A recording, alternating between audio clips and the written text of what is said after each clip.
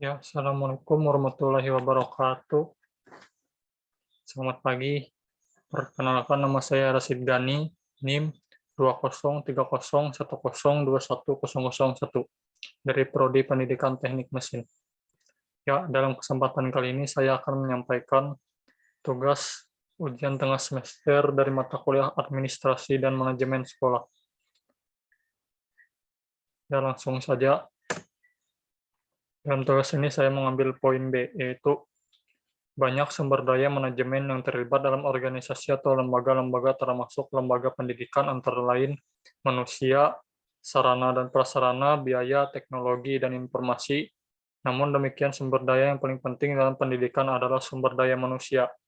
Bagaimana manajer menyediakan tenaga, bakat, kreativitas, dan terkandung aspek kompetensi, keterampilan, kemampuan, sikap, perilaku, motivasi, dan komitmen.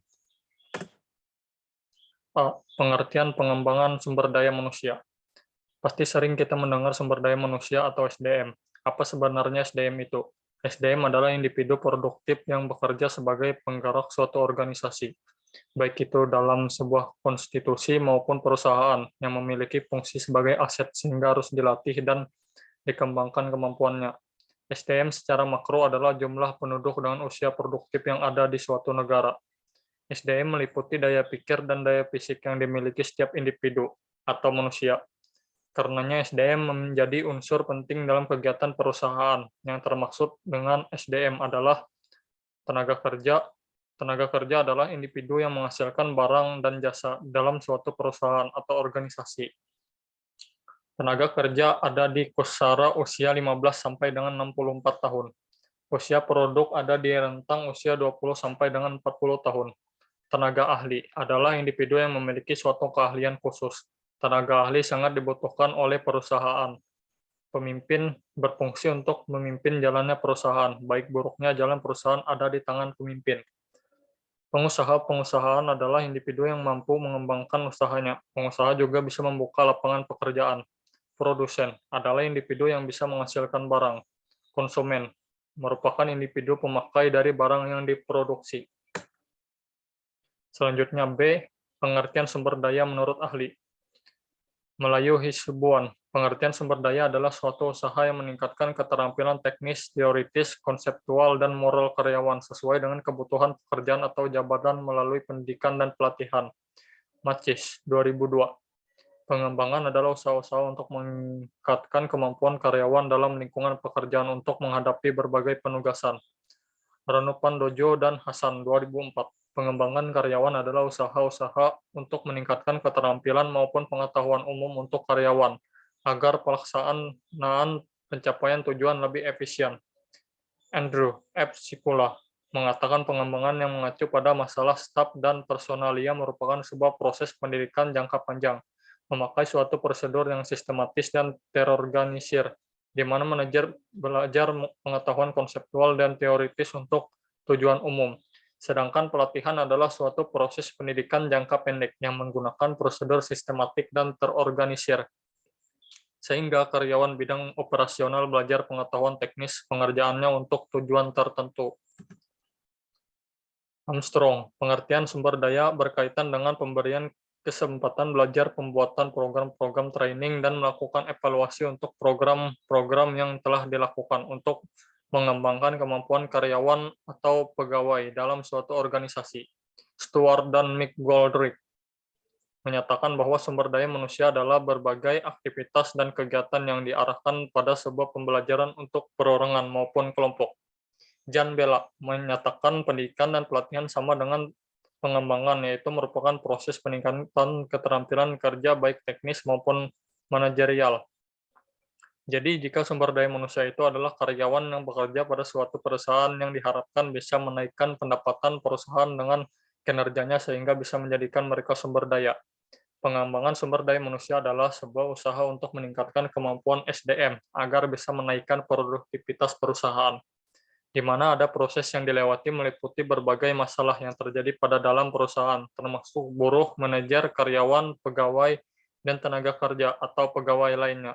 Setelah pengembangan SDM dilakukan, maka tujuan perusahaan yang telah ditetapkan bisa dilaksanakan. C. Tujuan pengembangan SDM. Pengembangan SDM memiliki tujuan, pastinya secara umum. Sebenarnya tujuan untuk meningkatkan kualitas para pekerja atau individu melalui program pendidikan dan pelatihan, namun secara terperinci ini adalah tujuan-tujuan pengembangan SDM adalah: 1. Dapat meningkatkan produktivitas di dalam pekerjaan. Produktivitas yang baik menjadi hal yang diperlukan oleh setiap perusahaan.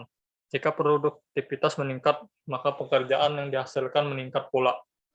Hasil banyak keuntungan berlipat. Harapannya setiap hari produktivitas semua karyawan tinggi.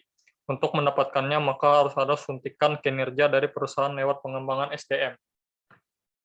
2. Mengurangi kerusakan produk. Salah itu wajar, namun bagi perusahaan sebuah kesalahan dalam pekerjaan yang mengakibatkan rusaknya produk tentu menjadi kerugian besar. Kesalahan minor masih bisa ditoleransi, namun jika terjadi berkali-kali akan menimbulkan masalah besar. Hal itu menandakan karyawan yang mengerjakannya tidak handal atau sedang bermasalah. 3. Pengembangan karyawan. Oleh karena itu, hal ini perlu ditekan seminimal mungkin pengembangannya. SDM memastikan agar kesalahan produk bisa diminimalisir. Para karyawan yang agar diterima akan diberikan pelatihan terlebih dahulu untuk menjajaki sejauh mana kemampuan dalam mengerjakan tugas dan mencapai target yang diminta. Sebelum terjun ke lapangan, tingkat penguasaan karyawan sudah teruji dan hasil pekerjaannya bagus. 4. Memastikan semua berjalan efisien. Jika karyawan mengerjakan tugas secara tidak efisien, maka akan berimbas pada efektivitas waktu, alih-alih ingin mengerjakan sesuatu sehingga sempurna. Namun jika pengerjaannya lambat, maka tugas yang lain tidak akan terselesaikan. Oleh karena itu, SDM melatih karyawan untuk mengerjakan tugasnya dengan terampil, baik, dan efisien. 5. Meningkatkan sikap kepemimpinan. Hakikatnya setiap manusia adalah pemimpin, paling tidak untuk dirinya sendiri. Namun pada kenyataan, tidak semua karyawan mampu memimpin orang lain, apalagi jika karyawan tersebut baperan atau tidak tegas. Padahal misalnya dia menjadi atasan karyawan lain. Nah, pengembangan SDM bertujuan untuk meningkatkan sikap kepemimpinan.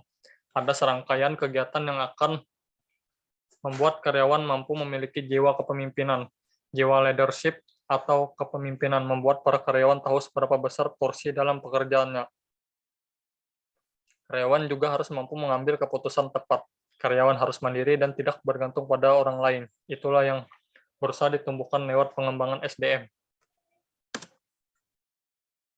6.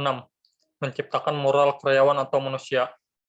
Moral yang baik menjadi kewajiban mutlak bagi seorang karyawan. Kejujuran, rendah hati, dan mau bekerja keras menjadi nomor 1. Kejujuran itu penting jika karyawan pura-pura sudah mengerjakan tugas tapi sebenarnya belum terpegang. Kejujuran adalah barang mahal yang harus dipupuk oleh setiap karyawan. Banyak perusahaan yang hancur karena ketidakjujuran. Jika moral karyawan baik, maka suasana kerja yang nyaman dan kondusif bisa tercipta. Setiap karyawan saling menghargai dan mendukung satu sama lain. Suasana kerja pun terasa menyenangkan. Suasana menyenangkan akan berimbas pada suatu etos kerja, selalu merasa senang setiap menyelesaikan tugas dan berimbas kepada baiknya hasil pekerjaan. 7. Menaikkan balas jasa. Ketika pengembangan SDM dilakukan, maka kualitas pekerja semakin baik. Imbasnya, upaya balas jasa dilakukan dengan baik. D. Metode pengembangan SDM. Mengembang SDM ini perlu melalui metode yang tepat agar perusahaan bisa memiliki karyawan-karyawan yang handal untuk membantu perusahaan. Metode-metode pengembangan SDM antara lain adalah: 1. Pelatihan training. Pelatihan atau training adalah metode di mana metode pengembangan yang bisa dilakukan setiap perusahaan. Melalui metode ini, para karyawan diharapkan semakin terampil dan melakukan tugasnya. Pelatihan bisa dilaksanakan secara internal maupun eksternal. Perusahaan yang dipilih tersebut harus perusahaan yang memang menyediakan jasa pelatihan yang dibutuhkan. 2. Magang. Melalui metode magang, para karyawan baru dilatih untuk mengerjakan apa tugas yang akan dilakukan kelak. Karyawan baru tentu belum menguasai medan tempur, karenanya perlu didampingi terlebih dahulu, agar nanti setiap diterjunkan dalam pekerjaan dengan keterampilan dan wawasan yang dibutuhkan. 3. Pendidikan. Melalui metode pendidikan, perusahaan memberikan pendidikan formal kepada para karyawan atau memberikan kesempatan pada karyawan untuk melanjutkan pendidikan agar karyawan tersebut memiliki kualifikasi pendidikan yang dibutuhkan oleh perusahaan. 4. Rotasi kerja. Ketika karyawan kurang memberikan hasil maksimal dalam pekerjaannya, maka perusahaan harus mengevaluasi apa penyebabnya. Apakah ada ketidakcocokan antar tim? Apakah tekanan bisa terlalu besar, ataukah karyawan ada dalam batas kelelahan dan kejenuhan maksimal. Baik, sekian presentasi dari saya. Kurang dan lebihnya mohon dimaafkan. Saya akhiri. Selamat pagi. Assalamualaikum warahmatullahi wabarakatuh.